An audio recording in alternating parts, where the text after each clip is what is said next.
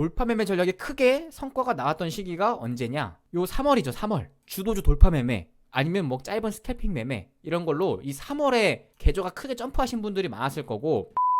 안녕하세요. 오늘은 돌파 매매에 대한 얘기를 좀 해볼 건데요. 제가 최근에 여기 아포카도님이 운영하는 이 트레이딩룸 채널에서 키움증권 상위권 분들의 그 매매 내역을 리뷰하는 콘텐츠를 하고 있는데요. 거기서 많이 했던 대화 중에 하나가 돌파 매매가 작년에 비해서 쉽지 않다, 많이 어려워졌다, 그런 말을 많이 했어요. 이 돌파 매매를 많이 해보신 분들은 아실 테지만 이런 돌파 스타일의 트레이딩을 안 해본 분들은 이 시장에 따라서 돌파가 되고 안 되고 그런 게 있냐 의문을 가질 수 있을 것 같아서 이제 그 부분에 대해서 좀 이해하기 쉽게 설명드리려고 하는데요. 이 돌파 매매의 컨셉이 뭐죠? 말 그대로 달리는 말에 올라타는 컨셉이죠. 이렇게 주가가 왔다 갔다 하다가 어떤 특정한 가격대, 어떤 특정 임계점, 이 임계점을 뚫어주는 그 임박한 시점, 이런 의미 있는 가격대를 뚫어줄 때, 요때 함께 같이 뚫어주면서 따라가는 게 돌파 매매잖아요. 즉, 이 돌파 매매는 이 주가가 상승하는 그 관성을 이용한 매매라고 볼 수 있죠. 이 어떤 요인으로 인해서요, 주가가 이렇게 있다가 급등을 하면 이 일정 기간 동안 이 추세라는 게 이어집니다. 그래서 그 추세를 이용해서 일정 구간을, 짧은 구간을 먹고 나오는 건데, 이 개념만 들었을 때는 간단하죠.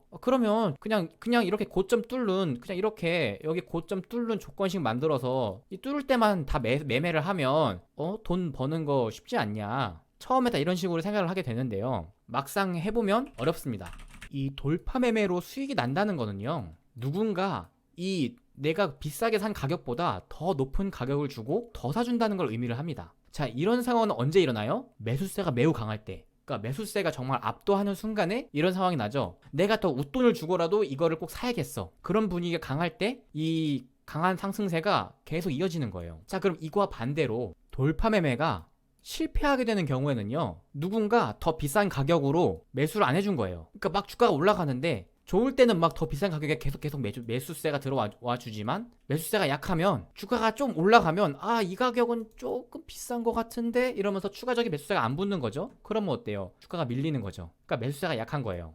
이 돌파 매매를 직접 해보면요, 단순하게 뭐 검색기라던가 이런 걸로 신호를 만들면 신호가 10개를 나왔다고 칩시다.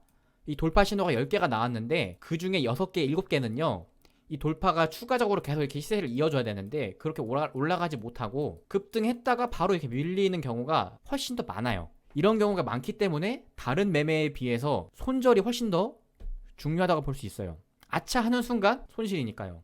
이 시장이 강할 때는요, 사람들이 사고자 하는 심리가 강하죠. 그러니까 전체적으로 사람들이 겁이 없어져요. 왜냐? 주가가 계속 오르기만 하니까 돈 버는 사람들이 계속 많아지고 나도 계속 돈을 버니까 비싸도 더 오르겠지. 사람들이 자신 있게 베팅을 해요. 신용과 미수도 더 과감하게 베팅을 하니까 추세가 더 잘 나옵니다. 자, 이런 시장이 얼마 전에 있었죠. 자, 팬데믹 직후 이전 강세장에 이런 분위기가 그랬죠. 정말 전 국민이 동학개미 운동이라고 하면서 매수 심리가 굉장히 강했어요. 여기저기서 돈 벌었다 소리만 들리니까 너도 나도 자신 있게 매수를 해요. 고민을 그렇게 깊게 하지 않아요. 그러다 보니까 주가는 저점을 계속 높여가고 고점을 뚫는 시도가 훨씬 더 이전에 비해서 많아지니까 기본적으로 이런 시장에는 돌파 매매가 확률이 높아질 수밖에 없어요. 추가 매수세가 계속 들어오니까. 자, 그런데 올해 시장은 어땠죠? 하락장이었죠. 큰 손실을 경험한 사람들이 점점 늘어나기 시작을 했고, 사람들이 손실을 경험하니까 자신감이 떨어져요. 자신감이 떨어지니까 투자 심리가 위축됩니다. 거래대금이 이전에 비해서 굉장히 많이 줄었다는 걸 느낄 수가 있어요. 이런 시장에는요, 사람들이 좀 깐깐해져요. 웬만큼 강한 호재가 아니면요, 이 추가 매수가 잘 안 붙어요. 이전에 비해서 더 조심조심 매수를 하게 돼요. 많이 당한 게 있으니까. 좋을 때는 막 풀베팅, 미수 막 과감하게 지르던 사람들이 계좌에 돈이 없어지니까 소심해지는 거예요. 그래서 이전 상승장에는 돌파 나오면 10개 중에 막 7, 8개가 상승했어요. 그리고 웬만하면 주가가 막 VI 가면 상한가까지도 많이 갔었는데, 요즘에는 물론 7월은 조금 괜찮았지만 최근 6월 시장만 봐도 정말 힘들었죠, 이런 거. 자, 그래서 쉽게 설명하면 시장의 매수세가 이어지는 분위기가 좋은 강세장에는 돌파 매매가 굉장히 좋은 방법인데, 이 시장 심리가 약해졌을 때, 유동성이 약해졌을 때, 매수세가 약해졌을 때는 돌파 매매 효율이 좀 떨어진다. 자, 이제 이런 내용인데요. 자, 이렇게 지금 말로 텍스트로만 들었을 때는 조금 감이 안 잡히실 수도 있을 것 같아서 제가 이 코스닥 지수 데이터를 활용을 해서요.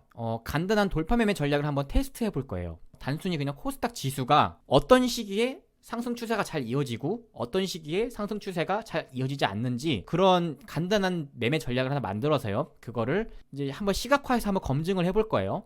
어떤 경향이 있는지. 자, 그걸 보면 어떤 시기에 돌파 매매가 유리한지 좀 쉽게 이해하실 수 있을 거예요.